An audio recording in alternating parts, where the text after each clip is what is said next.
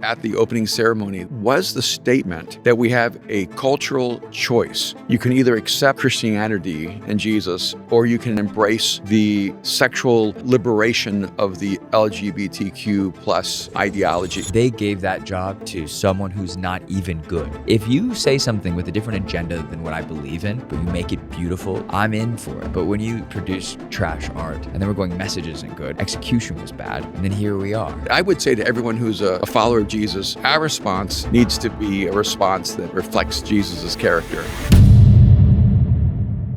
You're listening to the Mind Shift podcast. My name is Erwin McManus. I'm here with my dad, Erwin Raphael McManus. How you doing this morning? I'm doing good. How are you doing?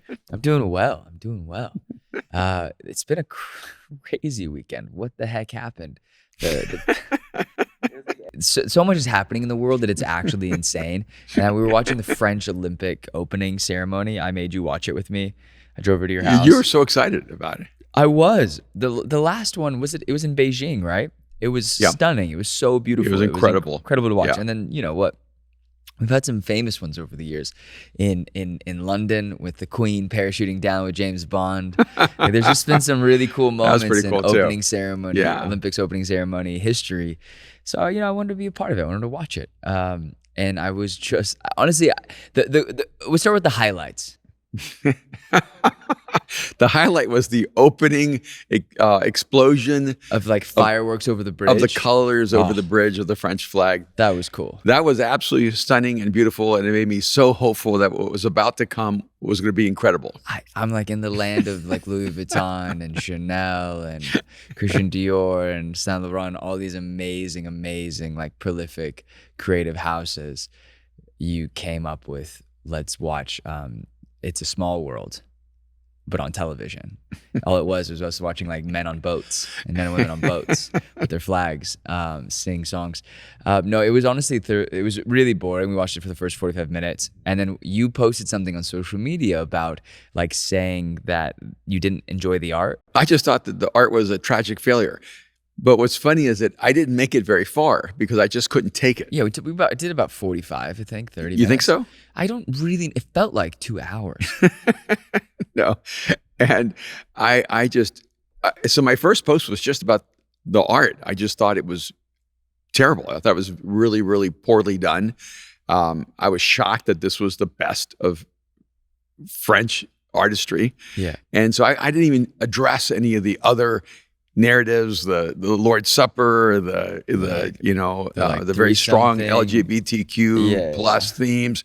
All I did was talk about the art, and it's because I didn't make it all the way through. Yeah. And I couldn't take it. Yeah. And so then I realized, oh my goodness, I need to go finish watching this thing. Did you go back and watch it? Or did you I just found clips and started watching all the clips. We live in a clip world where it gets a little scary sometimes. The clips are wild. Yeah. Because I think we made it. Oh, you know what we did? We made it to the like them in the library with a threesome thing. Yeah. And it was so bizarre that we were like, wait, hold on, this can't actually be the Olympics. This like cannot be serious. It was shocking. Television. Yeah. This is 10:30 in the morning in LA. Like, this is crazy to me. Children all over the world watching this. Being confused. Yeah. Being confused. Yeah. Why are 3 people all of a sudden involved in a relationship? But when they closed the door with the 3 of them going into the bedroom, that's when I closed the door. Yeah. I said, I can't do this. It's just too weird for me. And then I guess it got worse because that's when kind of we were like, okay, that's weird and not a great like artistic move. It didn't felt like an over-sexualization of something that just really has nothing to do with sex. And then I guess there was like a white horse, like a horseman on a white horse. Or a pale horse, which was like the Revelation connection, which I didn't know about. And then there was like the Last Supper with a bunch of trans guys, men and women on there. And then there with also like a kid. And then there was, what was it? There was a guy that had his genitals hanging out. No. Yeah. No. Next to a child. Yeah. No. Yes. That's real? Yeah, it's real. Yeah. Well, and that's disgusting. Yeah. On top of that, can't be a thing. And then the interjection of Dionysus in the middle of the Lord's Supper kind of experience, and I'm kind of embarrassed for France. No. Because Paris was once the epicenter of beauty, artistry, elegance, romance, creativity, and it has surrendered that title and completely. I don't know who else has it, so I don't know if he surrenders it or if it's just a bad moment in history. I think we've had a few bad moments in history. His name's Donald Trump. So I don't know if you can judge an entire nation on one opening ceremony of the Olympics, but I found it really interesting. I reached out to my friends in France, in Paris, and I'm like, hey, what did you think of the opening ceremony? And they were like 60% proud of being French. So there's just, like we feel so proud that it's here and it's fun and it's like crazy and hectic, but like we're excited. And then just so disappointed in the direction of like over-sexualization, this weird trans thing. And they're very secular. They're not, I don't think they have religious background. And they're like, our country was founded with, Catholic upbringing and Christian roots. And how are we just like making fun of these religions? Like it's nothing. And I think they were really they had a unique perspective because I didn't expect them to side with me or anything. But I think for them, it was, their proudest moment was the fireworks in the beginning. They were like, that was the moment we thought, this is incredible. Yeah. And then it just kind of went down. Yeah. And then they put the Olympic flag upside down. So it just felt like it was. No, but then they announced South Korea as North Korea. Oh, that was later. Did you hear about that? Was later? I know. I was actually watching it live. No. When they did that. What event was it under? I think it's when they were introducing the different nations. Okay. And because I don't remember exactly, but they introduced South Korea as North Korea. And you could just feel like the angst that emerged in that moment. Oh. And what is going on? Was that intentional? Was that unintentional? I can't imagine it's intentional, but I can't. You know what? It's good to have someone else drop the ball for a change. We're not the dumbest country in the world. We're not. Nope. Nope. We just tapped out, hand the baton over to France now. When in need, we can expect France to mess it up for us.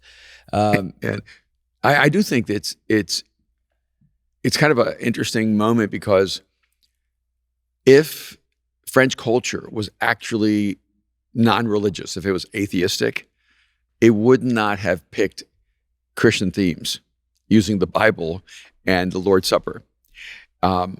It's still trapped in its dark, negative relationship to religious history. And so that to me is almost like an interesting tell because the pendulum from the creative director, and I listened to his response later, it was completely disingenuous.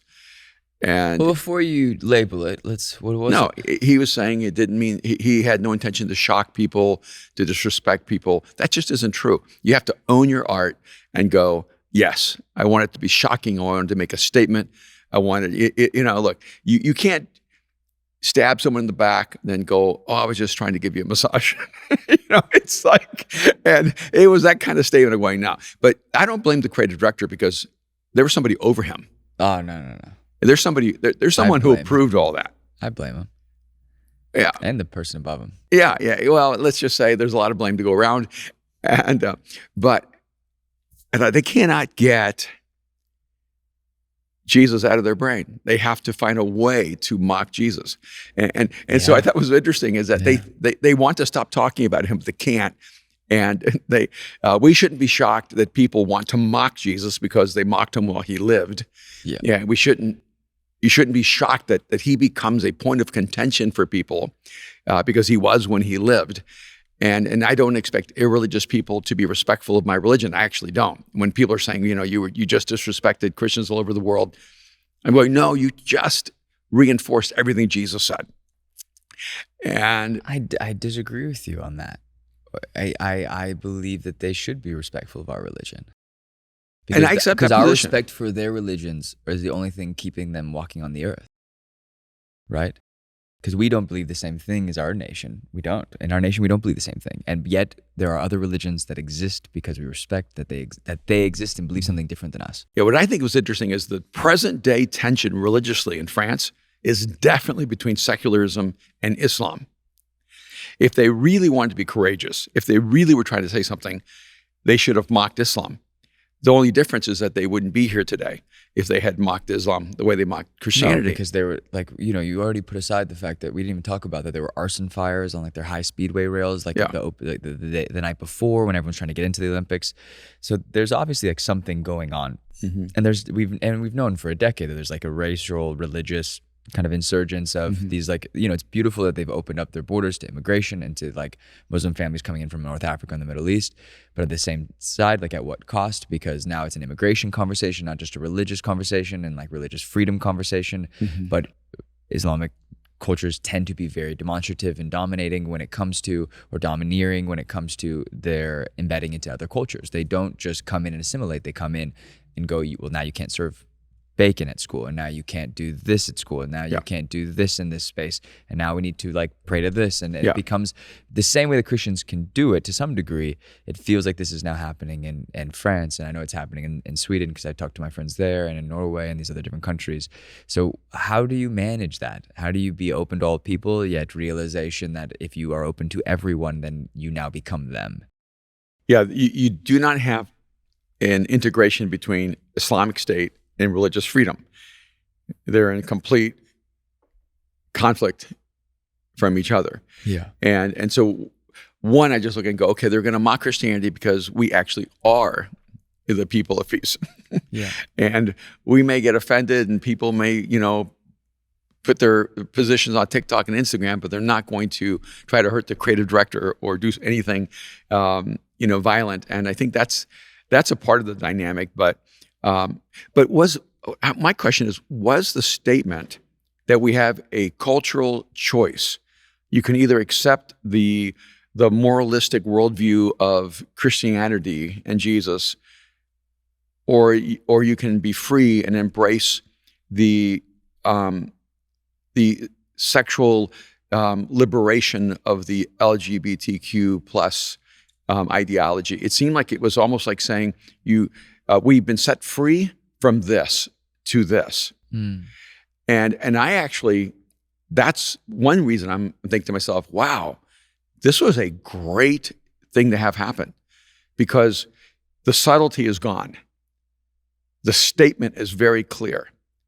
We are walking away from this view, simple things like the God created humans, male and female, simple things like that we're supposed to have a culture of a nuclear family with a husband and wife. We're supposed to have family. We should have values like integrity and compassion and humility and gratitude. And then going, no, what we want is we want the freedom where sexuality and sensuality and promiscuity and every wild imagination built around our sexual drive, that's the world we really want. And I think it's really powerful that billions of people now can see this is the juxtaposition of the argument of which version of humanity do you want. You have a really profound way of seeing things. We talk about this, I know that you gave your message yesterday, or I guess, we're filming this on Monday, but you gave a talk at Mosaic. We have to link it in this episode. It really is amazing. I've never promised more links after a message to more people than like yesterday's talk.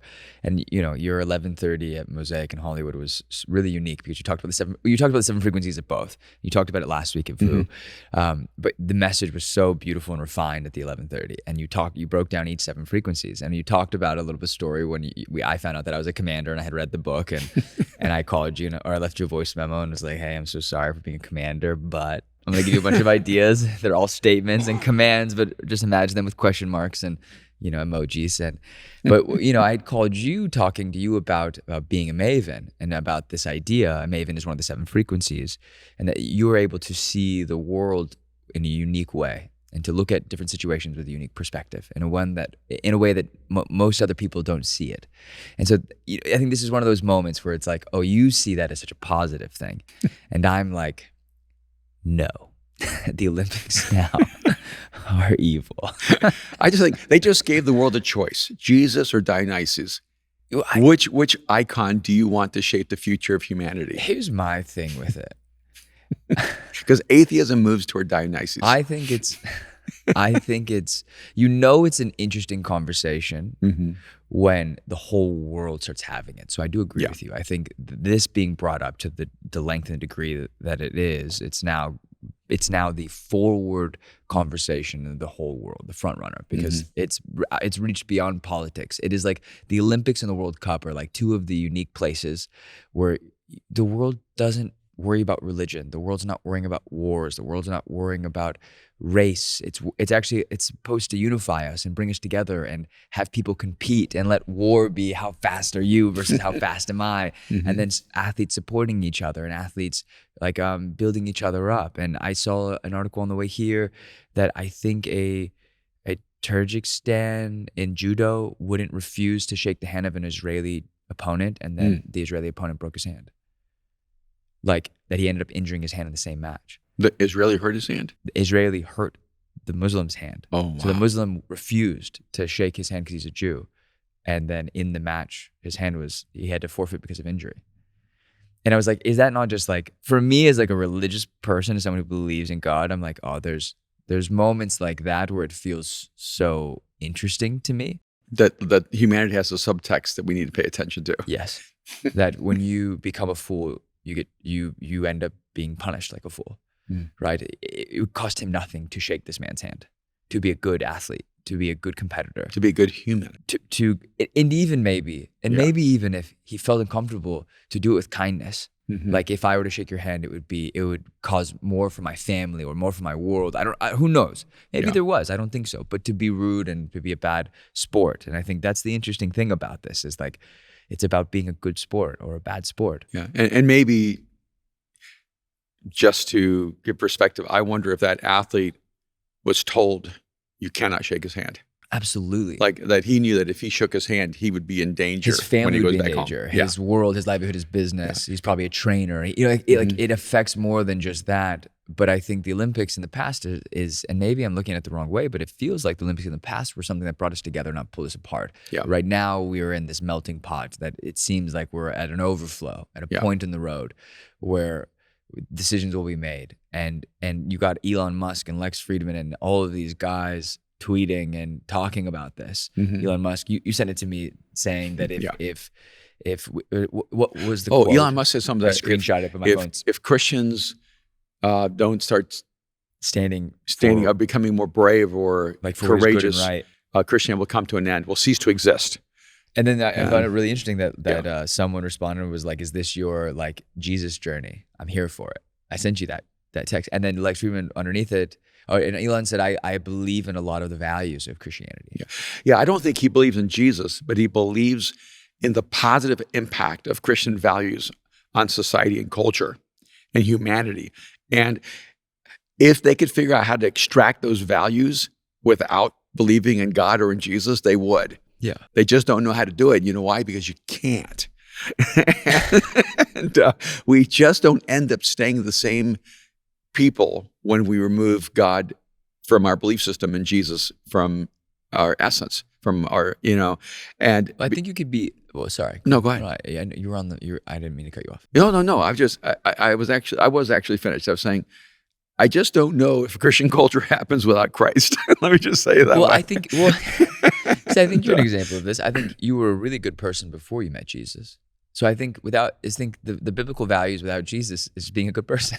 Yes, I was a pretty good person before I met Jesus, but I do think it's because of the influence of Christian values on my subconscious without believing in Jesus. Yes, and I think, and maybe it's why I like the Brits so much, that they have this Anglican foundation.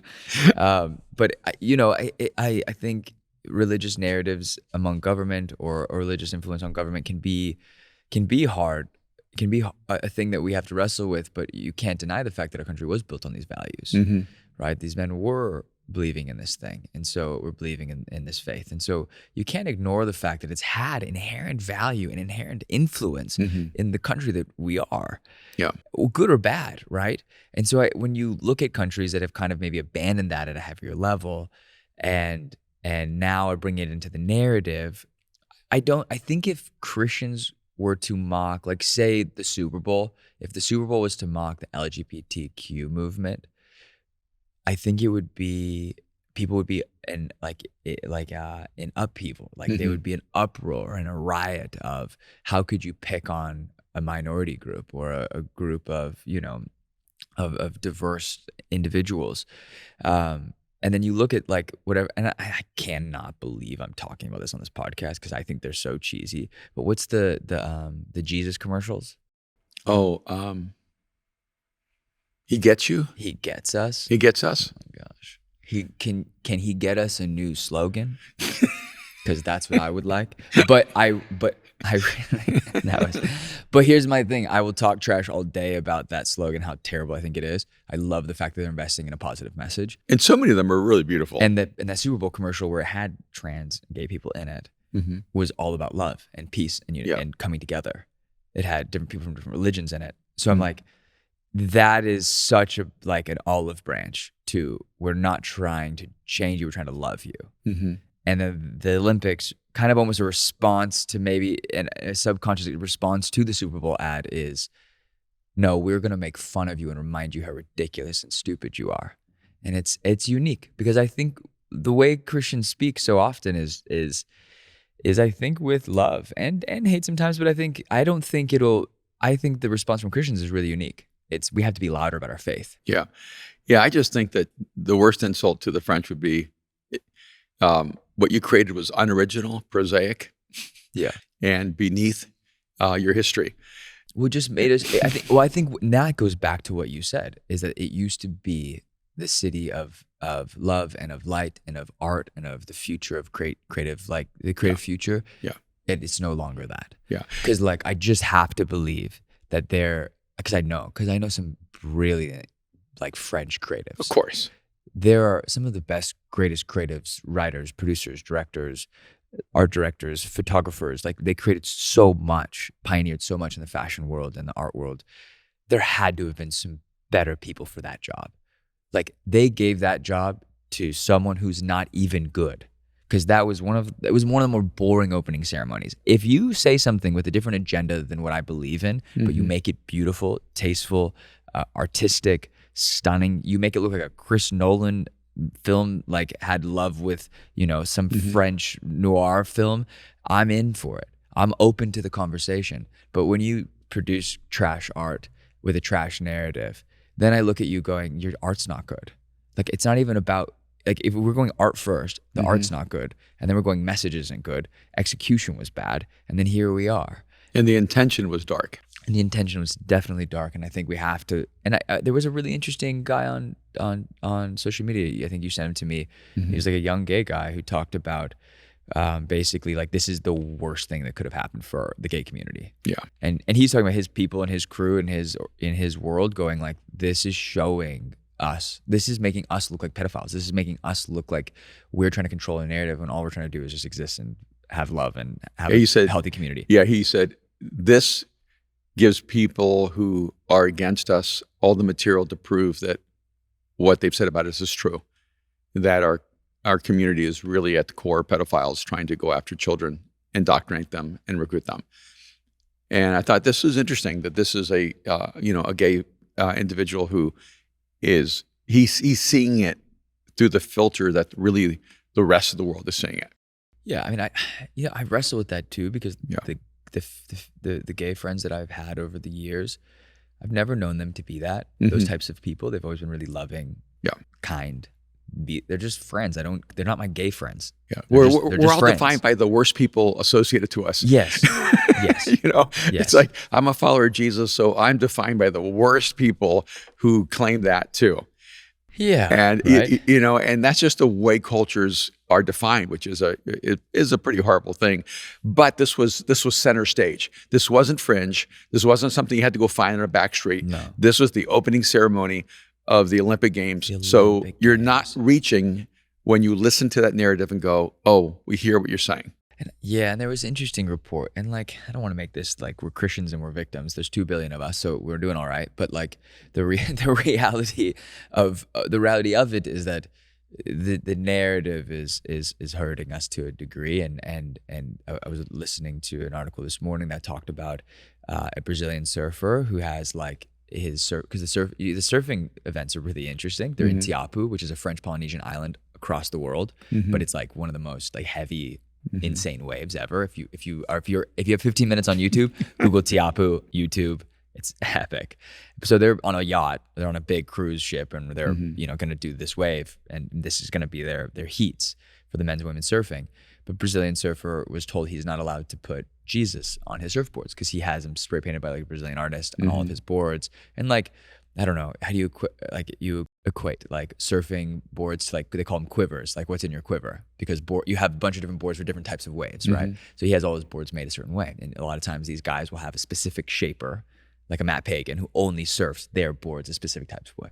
So you get a guy like that who was basically told you're not allowed to have Jesus on your board, which Jesus is such a different representation for him. I imagine it's his faith, but it's also like an iconic like statue in his country, right? In his city, in Rio. And so you look at things like that and you're going, okay, I'm okay with, we're not doing religion, but I'm not okay with, we're going to pick and choose where we do religion and where we don't, and what we make fun of and what we don't. And I'm very much, I think we're in a cultural climate right now, international cultural climate, that we can't make fun of Jewish people. We can't make fun of Christians. We obviously can't make fun of Muslims. We can't make fun of... Well, you can't make fun of Christians. You definitely can't. Well, you can, because they do it. Yeah. But I'm saying we just in a world where we shouldn't be having to do that. Yeah. We just should be above this. Like, respect people for believing things, right? Respect them. I like when people believe in things. It means that they're trying to find an answer to something that they need truth in. Yeah. But don't deter them from the journey by humiliating them on live television. Yeah. And also, I thought it was what it was mostly, and I know I'm talking a lot, the biggest miss, I think, was the abandonment of French culture in the opening ceremony. Absolutely. So much to pull from. I could have done a better opening ceremony with the like hundreds and hundreds of years of prolific culture, stories. I watched it, I thought, I love the French more than they do. Yes. I could have created such a beautiful representation of French culture. Oh my goodness. And what an opportunity lost. What an opportunity lost. It's not even me. I do think Kamala Harris actually tweeted after the opening ceremony that this is what we want for America. And did she? Yeah. Austin, it'd be great to pull that up. But when I saw that, I thought, I don't know if she saw the opening ceremony. Like, you know, I was trying to give her some kind of benefit of the doubt, going, she can't really mean this. This is probably something they wrote before the opening ceremony that came out afterwards. And so you were talking about Kamala Harris and this thing. So I have friends across the board who are all politically very different. And I do. Yeah. I do. And I'm always down to be their friend. They're not always down. They're always down to be my friend. And it's something I wrestle with. And I think, you know, I realized 8 years ago when we were talking, no, was it 8 years ago? 7? What was the last time? 4 years ago when Trump was running again, that I was losing a lot of friends because I was getting louder about my politics. And so, you know, in an attempt to try to not lose as many friends, we pulled back on politics. But it's okay. So he posted this post, and you know who you are. And if you listen to this episode, because you told me you listened to our podcast, I love you. I can't wait to have dinner in New York. You're a good human being. You're a great dad, great son. I love you. But I don't love this post. So it says this. It says, the graphic says, white women, semicolon or colon, answer the call, all bold. Show up for Kamala Harris Thursday, July 25th. All are welcome to attend. It's a virtual meeting. And then he put on it, he added, flame, flame, flame emoji. Love the movement Black women started. So I said, this is crazy even for you. Or this is wild even for you. Kind of like calling people crazy. And he said, oh, what's not, you know, but I've listened to your podcast. You say some crazy things too. And I was like, okay, well, I find it always interesting. There's always return. It's always, it's like tennis. It's like, there's always a volley back. Brother, hold the ball for a minute. Process the ball. Look at the ball. Listen to what I'm saying. This is insane. And I said, a movement that white women, or a movement that Black women created. And I was like, I guarantee you this wasn't created by a Black woman. I think it was probably created by white men. And he didn't love that. But here, can you see this thing? Yeah, no, I mean, just hearing it. White women, answer the call. Answer it. Show up for Kamala Harris. I heard that over 200,000 people went on that Zoom call. 200,000. Yeah, there was the largest Zoom call, I think, is it YouTube or history, whatever it was. I think maybe it was Zoom, or I don't know what it would be. Yeah, Zoom history, whatever. I saw it could this morning. handle that. So it'd probably YouTube or something. Yeah, here's the thing. Was it a bunch of white women? If Republicans put a poster out in social media of white women, it would be seen as the most racist thing in America. And on top of that, the party who claims to be trying to end racism uses identity politics as their primary lever to move people in their direction. It's astonishing to me that language is acceptable in the Democratic Party. Can you imagine Trump going white women? White women, I need your help. No, but Trump would just say attractive white women. But obviously, but hold on, just to play the opposite. Dang, that's messed up. But to play the advocate for the other side, right? So that it's just very hard for me because I see nothing good on the other side. It's obviously for a black candidate or a black candidate. So a Jamaican Indian candidate. So that's where that's unique, right? It's white women for black women. But for me, it just feels like manipulative. And I said, the reason why I don't like this is that it feels politically manipulative because it isn't saying all women for Kamala. Like it is just women. Let's be for Kamala. We're going white women. And I think if like what you said, if Trump said all white men for Trump, it would be seen as like the third, like the fourth, like establishment of the KKK and the Nazi movement. Like it's an absurd call. And so instead of calling people to policies, you are using white guilt to get people to vote for your candidate. And the moment you start manipulating people through a cultural guilt, you're not going into a better future. I don't care what direction you're going in. And this is, for me, that's really disturbing. I would say white women think if Kamala Harris represents your values and policies, vote for her. If she doesn't, don't vote for her. Like, don't vote for her because she's a non-white woman. And now you get to somehow move the scales of white guilt in a different direction. That's just you being manipulated. Yeah. But I don't know. And I do agree with you. I don't think it was started by a white woman. No, it was a black woman. No, I think it was a white dude who just got out of marketing school and was like, you know what, I got it. I know what to do. We're gonna do this. We're gonna, gaslight the white women. Yeah. I just think we're in a ridiculous state. We're in a ridiculous state. I'm just like so embarrassed.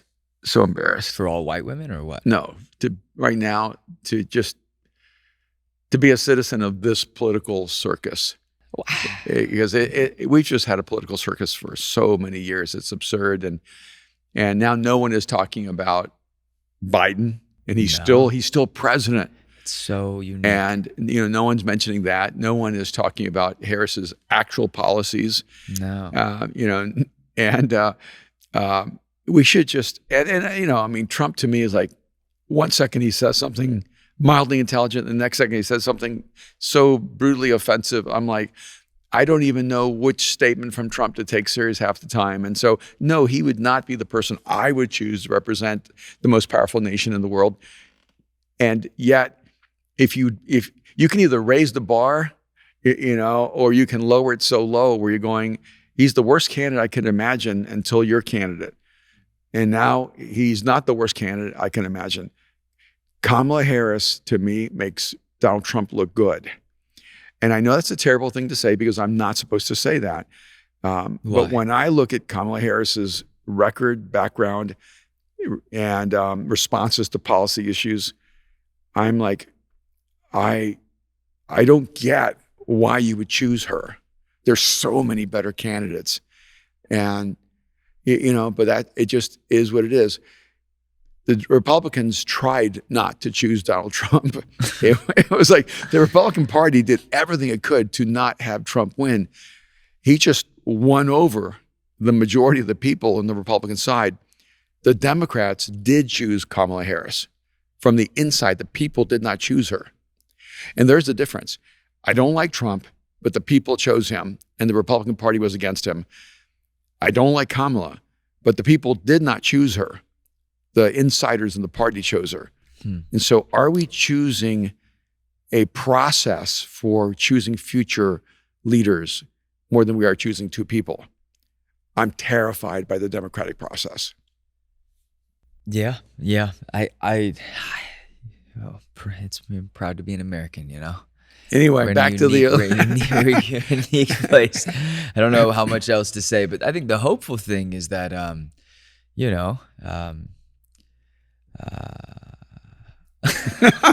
hopeful thing is that so far you can only be president for 2 terms for 8 years. Yes, yeah. I think, yeah. All right, so let me go back and go, okay, we talked about the Olympics, and I think we covered a lot of that. I would say to everyone who's a follower of Jesus, don't go online and act all offended and angry.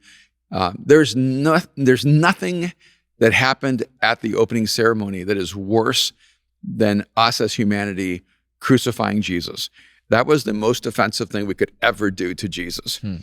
And so don't act like this is the worst thing that's ever happened to the name of Jesus. And Jesus came and took on our offense and forgave us and loves us ever still. So our response needs to be a response that reflects Jesus's character. And so that's my thing there. And so how do you feel about people boycotting the Olympics? You know, I was thinking about that. I'm not boycotting the Olympics, but I'm not watching it. It's weird. I had such a bad taste in my mouth. It's been hard for me to turn it on. And I love the Olympics. And I love the athletes, and I think it's unfair to them. But this opening ceremony created for me a sense of, if I watch it the way I would normally watch it, am I contributing to the, yes, this is okay? And so I'm not boycotting it. I just lost a lot of my passion for it in this moment. And so it did affect me on a human, personal level. And so maybe as it continues, I'll be able to get over that and watch the rest of the matches and the games, because I've been an Olympic fan since I was a child. Yeah, I've been trying to watch it. It's hard to find anything good. It's and maybe it's the time difference or just the way that, you know, YouTube TV works or the different ones. But it just, it's been hard. You called me last night and you're like, hey, have you been able to find any like the interesting events? And I'm like, not really. Like I kind of do like the multi-view and just pop into whatever there is. But yeah, I mean, I think we're in a unique spot. It'll be curious to see. I mean, I find it fascinating that big business is pulling out of ad spends like NBC during the Olympics. I did notice one other thing that no one's talking about. Which one? Brittany Griner during the Star Spangled Banner. Who's that? She's the women basketball player who was she was imprisoned in Russia. For the U.S. government traded a high-level terrorist for her to get her freedom. I'm going to hold back on all my WNBA comments. And then she kneels during is it Star Spangled Banner? Wait, at the Olympics? At the Olympic Games. Send her back. Brittany Griner. To me, it's like Russia, the moment she knelt, they should have put her on a plane, sent her back, and put Caitlin Clark on a plane. That's not a good clip. And let her go to Olympic Games. I said send her back to Russia. No, you were saying send her back to the U.S. If you don't have any gratitude for what the United States did to get you out of prison and back to the free nation of the United States of America, you don't deserve to be on the team. Period. So with that Brittany Griner comment, you know, I'd like to spend as little of my time in my life thinking about her. So we're gonna move on. Okay. But if she kneels, here's my thing. I'm all up for athletes protesting and using their voices to do good. But when you know, maybe like show a little bit more like patriotism or humility and gratitude. Yeah, but you know, that's. I don't want to say anything mean, because I'm sure there's some WNBA players that listen and you know, love them and appreciate them. But I still think we could get that spy back from Russia. We trade her up. Trade her. Okay, so with that said, I'm joking, and I don't want anyone to be in prison for wrongful imprisonment. All of this that's going on around what I consider to be one of the most spectacular events in modern history, even in ancient history, the Olympics. where men and women prepare all their lives to be the best in the world. And so I don't want us to overshadow all the beauty and all the excellence and all the work that is being expressed during the Olympics because of what's going on around it. I want to celebrate that men and women take on such dedication and discipline and determination to break world records, to do things that people thought was humanly impossible. We swim faster than we ever thought we could swim. We run faster than we ever thought we could run. We jump higher than we ever thought we could jump. We accomplish feats that inspire all of us, because when we watch an Olympian, we are reminded that there's more in us that is waiting to be actualized if we would just do the hard work of becoming the best version of us. I think all of us in our lives should be striving for that gold medal, to be the best version of who we are. And that's why I love the Olympics. It reminds me of what's possible. I love it. Here's a couple of things. You have a new book that is coming out the first week of September. And I'm very excited because we're launching it at Global Leadership Network August 7th. Yes, the 7 frequencies of communication. Yes, I'm very, very excited. You can go and pre-order the book. You can also pre-order to take the assessment, which is an online assessment. Mm-hmm. So when you order the book and you order the assessment, it's a bundle package. The assessment is 50% off. It's normally $20. With the buying of the book, it's $10. And you can get the book, take the assessment, discuss it with your friends, and figure out what your communication frequency actually is. Yes, and the 50% off only applies while you're pre-ordering. Once the book releases, the price will go back to its full price. So the reason to do it now is that you can save yourself some money. And every single person that's listening to this podcast, you know you're going to buy the book. So anyway, let's pre-order the book. Let's show some support to the best guy. And you know you're going to buy the assessment. What? You know you're going to you're going to buy the assessment. So just, put your hand in the cookie jar. Go pick this up and check out 7frequencies.com or erwinmcmanus.com or link in the bio of this episode, and you can get the book and the assessment today.